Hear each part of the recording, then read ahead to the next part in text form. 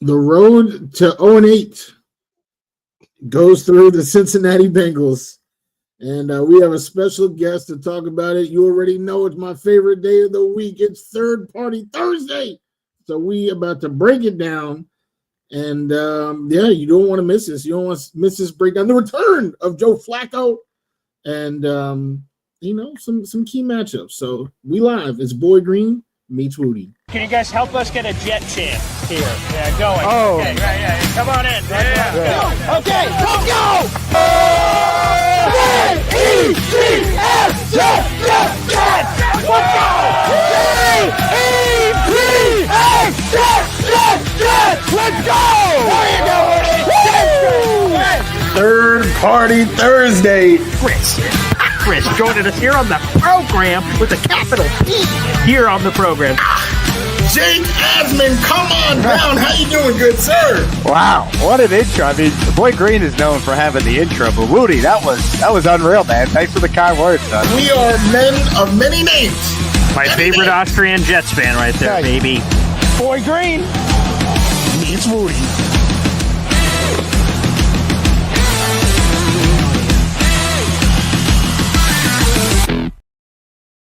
Welcome to another episode of Boy Green Meets Wudi. It is your boy James Wudi, and you already know we are Wudi, rocking everywhere. Right here. Was he doing the Thriller dance? I'm not too sure. This is the boy who became king, Mr. Paul Esden Jr.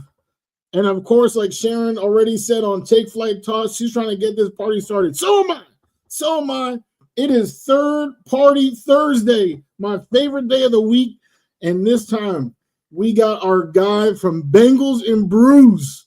All right. I wish I had a brew right now, but unfortunately, we're going to have to settle for just Bengals. All right. But still, our guy, come on down, Dale Altman. How you doing, my good sir? I'm doing good. I grabbed a six-pack. I got you guys covered, so I'll have a brew. Stick to my name here. Okay, there you go. I love that. And no better combo, Bengals and Brews. Although we're the ones that need more of the sipping around here based on how the season has gone. Although I guess we could make a debate. So let me ask you, because, we talked about this. I was speaking with Wayne Boxmell. He's part of the Cincinnati Bengals radio broadcast team. He was on my morning show. And I asked him about the emotional roller coaster of, like, every year you have Joe Burrow. I imagine you guys are like, we're going to the Super Bowl, baby. And then he gets hurt, and you're like, all right, now what are we doing? And then now with Joe Flacco and how he's looked, I imagine you guys are like, oh, is this engine revving once again? So, Dale, I'll throw it to you. Give it to us here. So explain it maybe in the amount of brews you've taken down during the season. Maybe that will color it for us, or perhaps your vernacular. Either way, Dale, what's been going on this season for Cincy? Yeah, the vibes were high, because we always get off to these slow starts. We finally get a win in Cleveland. They always play us tough. We're feeling good, 1-0. I go to that home opener. We're trying to get to 2-0, a pretty good Jags team. Kind of starting out rough. Burrow goes down. It's like, oh, man, not again. I didn't think it was that serious, to be honest. Kind of one of those things. Like, Browning comes in, like, this will be rough. We'll see if he comes out for the second half. He didn't. Oh, man. All right. Beer man, I need all the beers. Just leave that. Just leave the thing, that's what I needed that day. But it was nice. We got the win.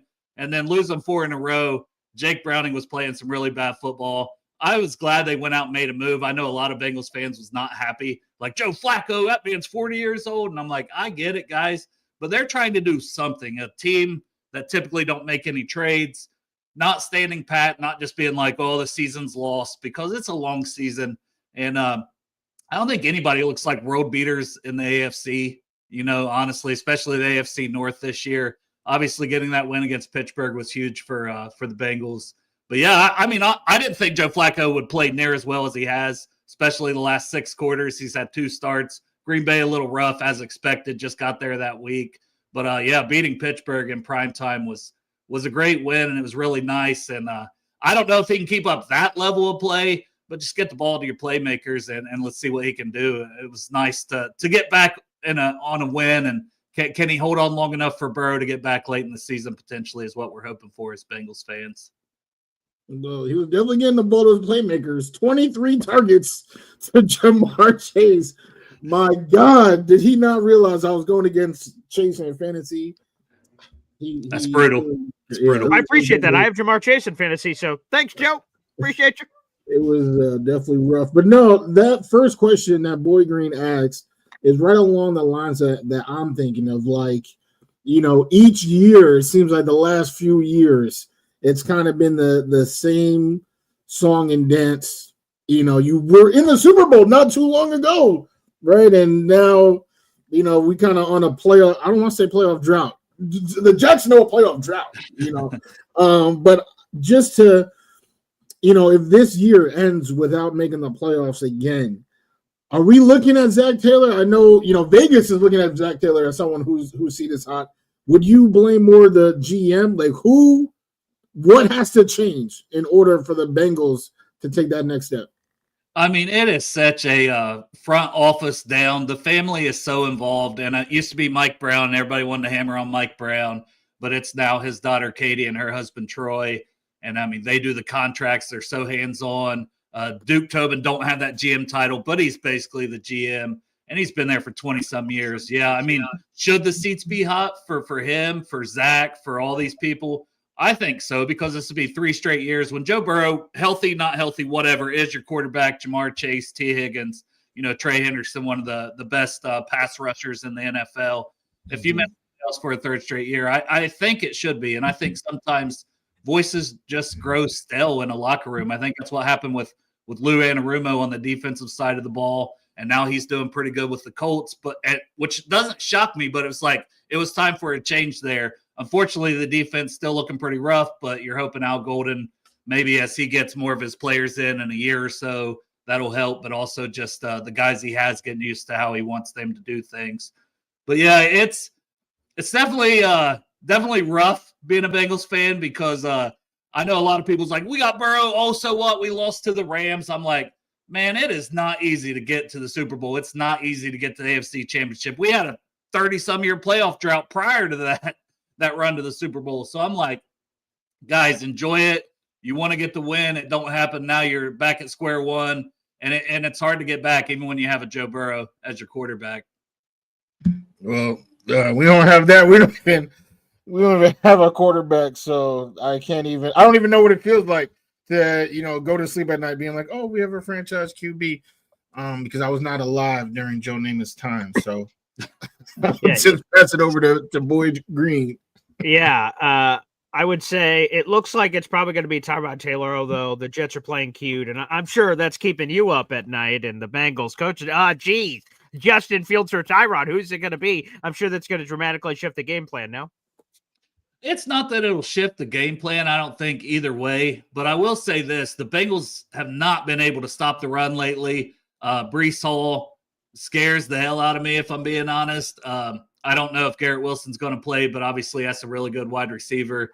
Mason Taylor at tight end. I just feel like whether it's Fields, whether it's Taylor, like if there's ever a get-right game for your Jets offensively, it will be against this Bengals defense. And on the flip side, as Bengals fans, we're like, hey, if there's ever a game for our defense to get right, it would be, potentially against your offense. So I think that's going to be huge for this week's game, for both ways. Like, can you guys get out to an early lead? Like, I think it's key for the Bengals if they don't get out to an early lead and you guys get hanging around, feeling good about yourselves, get the run game going. It could, at worst, be a shootout for us. And I kind of clearly trust the defensive players you have on your side more than ours. If it comes to somebody needs one stop late in the game, I think the Bengals need to get out to a fast start or they're not. They're going to be in trouble. You can't overlook anyone. And I know you guys haven't won a game, but there's still talent and there's pride in that locker room. And, Aaron Glenn is trying to send his message. He's going to want his guys to step up and get a win here for him. And Dale, I don't know if you could confirm this. Wayne wasn't able to do it earlier, but I just came across a stat. It's so unbelievable that I can't actually verify its truth. So maybe you can as a Bengals fan. Maybe it's just a feeling thing. That coming off extra rest from a Thursday game here is normally a benefit for a team. But I found it somewhere that the Bengals have lost something like 9 games in a row when they've had a mini bye to prepare for an opponent. So like when they've had additional time, they've struggled. Is that true? Can you verify that? Because that seemingly doesn't make sense. Because again, more time would get guys healthier, more time to game plan for the opponent and things of that nature. So have you heard that stat before? Is that real? Yeah, Jay Morrison came out with that stat. So that's where it came from. And Jay is one of the beat writers for the Bengals. He's come on Bengals and Brews a couple times. Good dude. He always has a segment called like Jay Has Stats. So I believe he wrote an article about that. And yeah, that was what, I don't know if it was 7 games, 9 games, whatever it was, but it was a bunch of games coming off this mini bye that the Bengals have lost in a row. And it's one of those things that it's just like, all right, can you check that off the box and get the win? But for whatever reason, whether guys start feeling themselves for I don't know what happens that Zach Taylor don't have these guys prepared, whatever it is. But yeah, that's a real stat. Damn. Well, I promise. All things come to an end. Bad things, good things, they all come to an end. I think that streak about to end this Sunday because the Jets are not good. But one thing that they have been good at recently on the defensive side of the ball, they've been a little solid. The one thing that I go to sleep thinking about is that the Broncos, right? They scored 20 points in every single game, besides the one game that the New York Jets held them to 13. It's just that they, couldn't score, so they still lost the game. And then the Panthers, the same thing, that magic number 13. Now, we just talked about how you guys just ran over Pittsburgh, stole the show against the Steelers, and Jamar Chase is Jamar Chase, T. Higgins is T. Higgins. Is there any worry, any fretting going on over there about the Bengals repeating that performance against the Jets defense that might be on a surge? I don't know. Sauce Gardner, are you afraid of what do you think about that matchup? Your electric offense against this defense. Yeah, I mean, if Sauce plays, obviously he's still one of the best cornerbacks in the league, and you always got to worry about him being able to clamp somebody down. Now, I know we do have, Jamar and T. You hope somebody else can get open.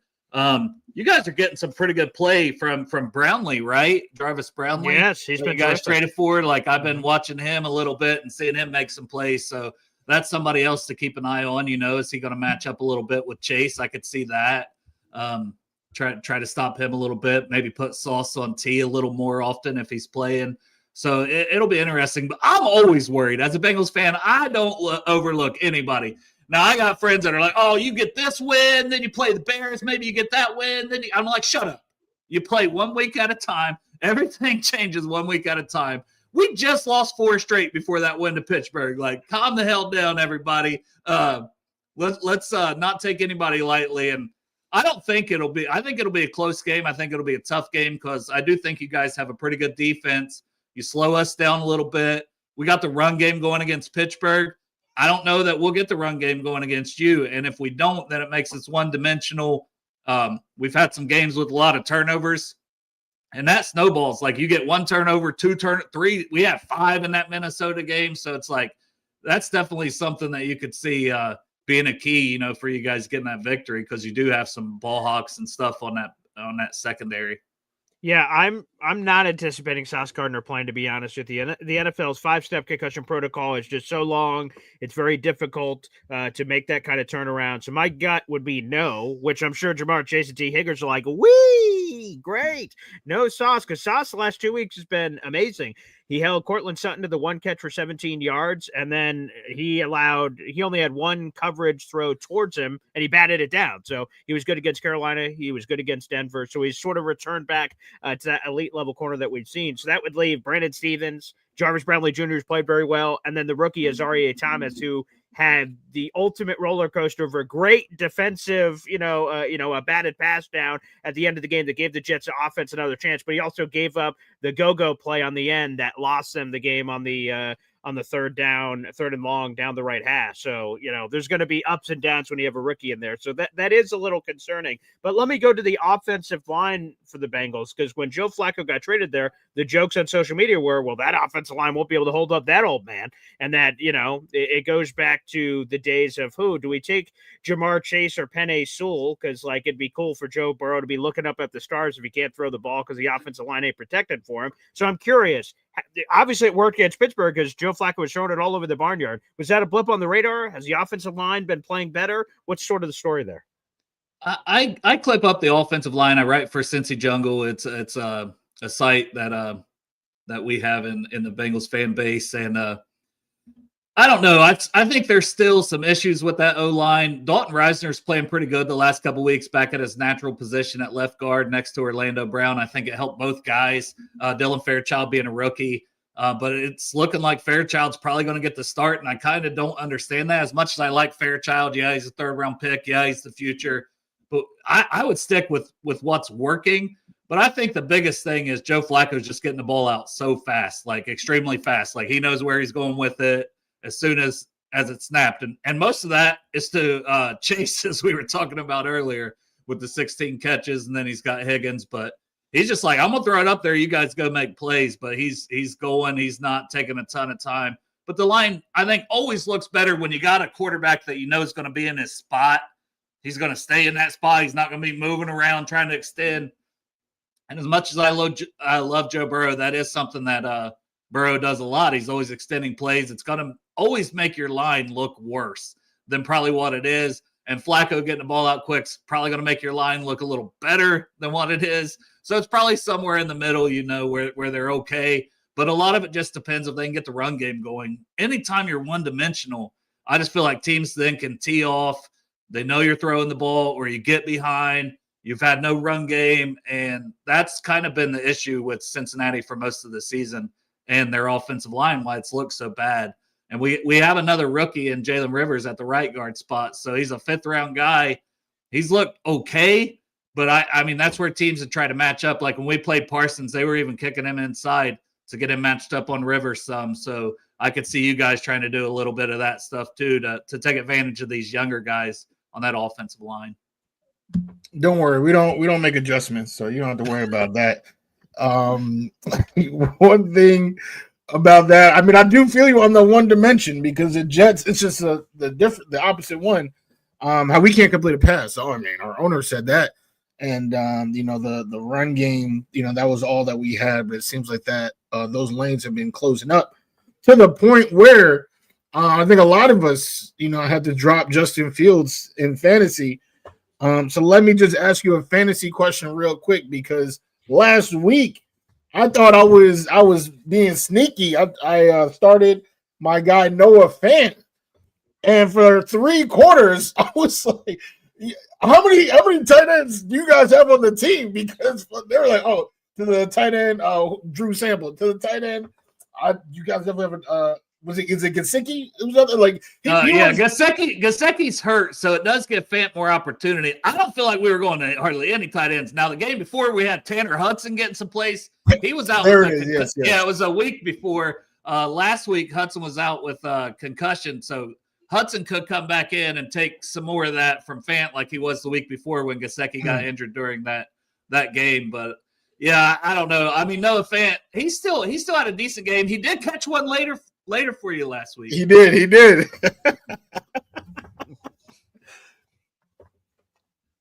Well, here's where I'm at, because you've sort of been very honest, Dale, and I think that's important at the beginning of a relationship, to be very honest. And you've said, hey, man, I'm a little nervous pervis over here about this 0-7 Jets team. And I've seen it from a few Bengals media, because I was searching for something on Twitter. I just typed in #Bengals, and boy, is that a trip on social media. But I was going down that rabbit hole, and I saw Bengals fans saying, all right, if we lose to the Jets, that means this, because we're not for this and this. So there is a general fear out there among Bengals fans. Is that just how you guys are built from your history of pain and misery? Is it this year? What is the reason that you guys are so nervous, apparently, unless you guys are all doing this weird reverse psychology thing, trying to let us all know you're nervous, but you're really not, because you think you're going to be opening up a can of whoop ass on the New York Jets. So I'm trying to really get a temperature check here of like, where's the fear stemming from?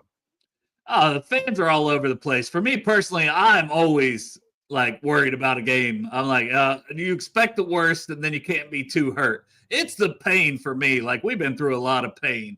Bad seasons, bad injuries at the worst time. Carson Palmer in 2005 was one of the worst things ever. I love that team with Chad Johnson, Houshmandzadeh, and Kimo Von Ohoff, and still hate that guy. Never going to forget his name. Took out Palmer's knee early in that game and just killed his. Yeah, it's the pain. And even the Jets, like the Jets alone, I will never forget the Mike White game a couple years ago when Mike White absolutely balled out and beat us. Everybody was chalking that up as a W. Like, I forget this stuff. Like, I know what can happen. It's happened too many times. So I don't know. That's just where I'm at. Should they win the game based on how the teams are trending and everything and the injuries that you guys kind of have and the guys you might have out? Yeah, I think the Bengals should win the game. But do I think it's going to be tighter than expected? For sure. And would I be surprised if the Bengals screw it up and lose it? Yeah, I would not be one bit surprised. I see that happening. It happens all the time. Well, since you brought it up, let's throw it up here on the screen. An artifact that was at the Pro Football Hall of Fame for 5 seconds was the Mike White jersey and football. Legend. And the jersey Legend. Of Jets quarterback Mike White completing 37 passes for 405 yards, 3 touchdowns. His 37 completions were the most by a quarterback in their first start all time. He became the second quarterback since 1990 to throw for 400 yards in their debut. I believe the other was Cam Newton. So, yeah, there you go. This is a nice little piece. I don't believe this is still at the Hall of Fame, but good times. Good times. Yeah, we had Mike White there for a little bit. We had him on our practice squad, and we let him go. Yeah, we were like, hey, I was a lot of Bengals fans. That's what when Jake Browning, they were like, bring up Mike White and start him before the Flacco trade. Just bring up Mike White. I'm like, man, he had one game against us. You know what's like? Come on now. I will also say the thing that caught my attention earlier this year was the Bengals making 3 roster moves and all of them involving former Jets quarterbacks. So they released Mike White from the practice squad. They traded for Joe Flacco. They got rid of Brett Rippon to open up the spot for Flacco. So there's a lot of, which just made me realize, I'm like, holy shit, there's a lot of former Jets quarterbacks in the league. I would have never thunk it, but apparently there are. So yeah, that's a thing that caught on my radar a couple weeks ago. Yeah. I wish that we had Mike White right now. Yeah, well, be honest with you. I'm not loving the room. And that game, yeah, that game was crazy. I can't lie. I was not expecting to see what we saw that day either. But going back to this matchup where the QB is still a secret.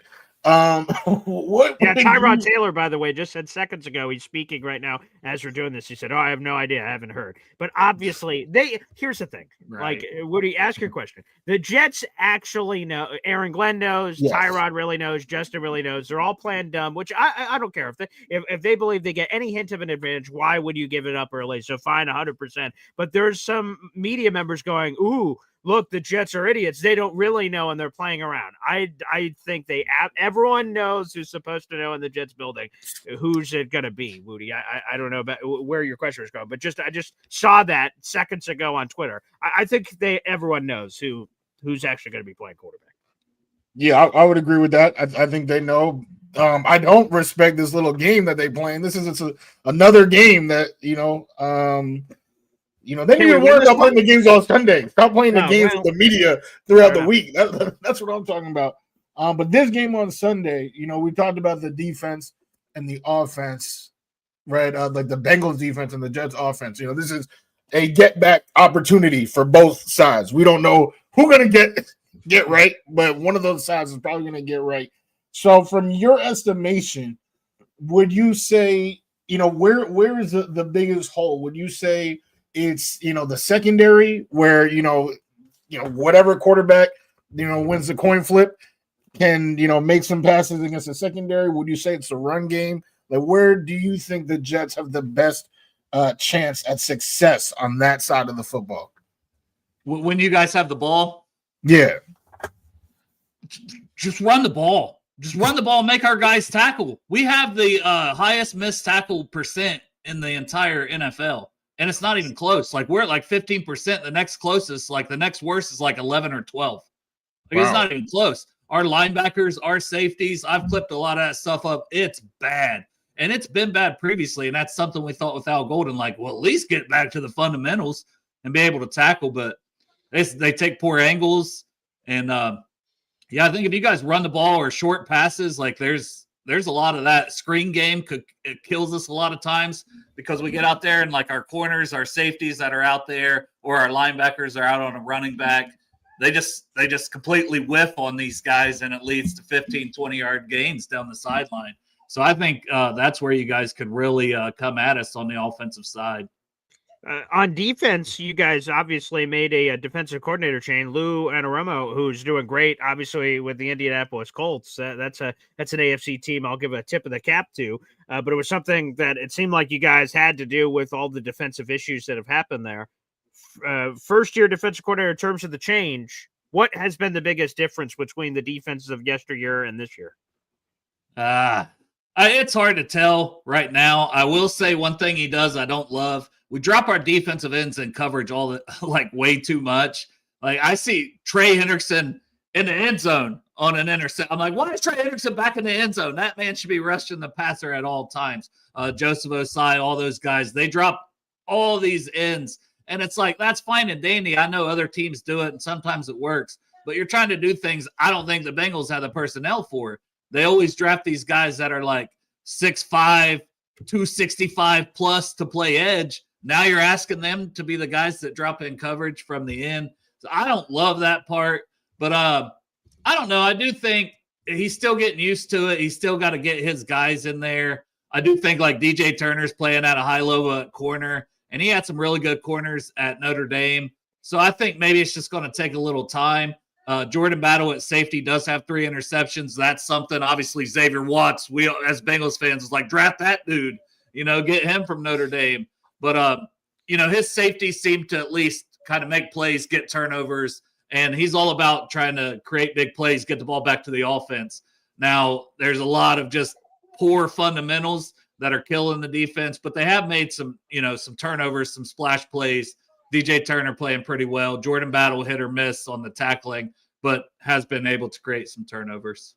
All right, Dale, I'm going to bring you full screen here. Bring us through your background you got cooking here. What do we got? I got all kinds of stuff. I just got the Who Dey thing here. This is a sign from my beer guy at the store he left me. Nice. I got the Miller High Life mirror sign back here. I got a lot of work from a guy named KB Art. It's like Joe Burrow in a Tecmo Bowl style. I know the lights kind of hitting weird. Yeah. He's got the Money Mac with Joe Burrow. That's a KB Art also. I got a little Chad Johnson poster. I got a Bengals and Brews banner over there. It's off to the side. I got a schedule here. The Miller Lite that my beer guy got me also. Okay. And then I'm a Buckeye fan, so I got the Buckeyes won another championship. I had to get all the championships on that banner. Nice. And what's up in the corner there? Is that some of your brews? What's going on there? Yeah. It's some different beers that are Bengal themed beers, and then also a little fireball action. It's probably not good that those bottles are empty, because those are probably some rough nights. That was probably when Joe Burrow gets hurt. That comes to mind. Well, man, it was awesome. I tell every guest that we have, because Woody says it's his favorite part of the week. We do shows, me and Woody together every Tuesdays and Thursdays at 3:00. And every Thursday we do a third party Thursday, and we get to network with someone from the other team that the Jets are playing. And sometimes it's people we talk to all the time, Bills, Patriots, Dolphins, just people we built relationships with. But I think it's really cool. We get to talk to teams and people from teams that we don't play that often. So we get to just meet new people. So, Dale, it was an absolute pleasure, man. And I know exactly where we're going to go when Jets and Bengals play again, man. So I appreciate you, Dale. Hey, same. I appreciate it. And I do a draft guy for charity. So if you guys ever want to have me back around talk draft time, I'm all over the draft, man. That's my stuff. I probably love that, honestly, more than just the Bengals. I love the draft. I saw that in your bio. So please, actually, can you give a plug for that? Your charity efforts that you're talking about there. Yeah, Project Game Day. It's a group of 9 of us that started that. We try to get individuals with disabilities and military veterans to Bengals games. So I do a draft guide, and $5 get you all the updates throughout the year, whatever. Do one each year, so people buy those, and everything goes directly to them. I don't make a dime off of that. I just love the draft. I do it anyways. But we do a draft event usually on the Friday of the draft. To help raise money for the season. And then, we get these people to games, to the tailgate. We get them money to spend for gas and concession and stuff like that. So it's nice, when you can take being a fan and, give it back to people that maybe otherwise couldn't go to a game and stuff like that and help them out. So I'm really thankful to be part of Project Game Day. And one of the guys you were talking to, I believe that recommended was Bengals and Bourbon. Matt, It was actually his idea to start the whole thing. So shout out to Matt and all the guys that do it. Darth Bengal always makes all these chains. You see, like I got some in the background. Yeah. And he never takes a dime off the chains, but he will send some out to people in exchange for donations to Project Game Day. And there's a website now, projectgameday.org. The D, it's DEY, because we're weird with the who day. So it's Project Game Day, DEY.org. So that's our foundation. And they have a Twitter, a Facebook, all that stuff too. I'm just a small part of it. Dale, thanks for bringing that up. Appreciate it, man. You're the best. Thank you. Appreciate you guys having me, man. It's nice to meet you guys. Absolutely awesome. Good luck this Sunday. A lot of times, I say that and then don't mean it because I want the Jets to win. I definitely don't mean it at all. That's why I feel you. Yeah. No, but I mean it. I mean it. Yeah, I mean, I got my season died, weeks ago. So, good luck. Here's the baton. Take it and. Hey, I would love to just not have pain for another week. Don't let me down. Let me be happy for another week. That's all I'm hoping for. Yeah. But thanks, man. I might have to get the draft because we looking at QBs, so I might have to look at your rankings for the QBs. Yeah, I got rankings, I got scouting reports, I got team needs, I've got some of the PFF charts. I do some of those data charts through Excel.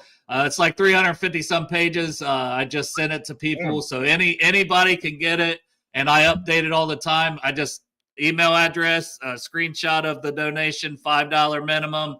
And then you're in for the whole draft cycle. So anybody that wants one, any Jets fan, because it's for everybody. It's not just a Bengals, draft guide. It's an entire draft guide for the entire league. So Jet fans, take advantage of that. We have 300 plus people in the room live, and then we have people that watch the show after the fact. So a massive shout out there. And hey, sooner rather than later, I just know we're going to be hearing this in our dreams. With more draft information. Dale, you're the best, baby. Thanks, brother. Thanks, Paul. Thanks, Wody. All right, thanks everybody for tuning in. I will see you tomorrow morning for Boy Green Daily, but we'll see you again for Boy Green Beach Woody next week. Take care.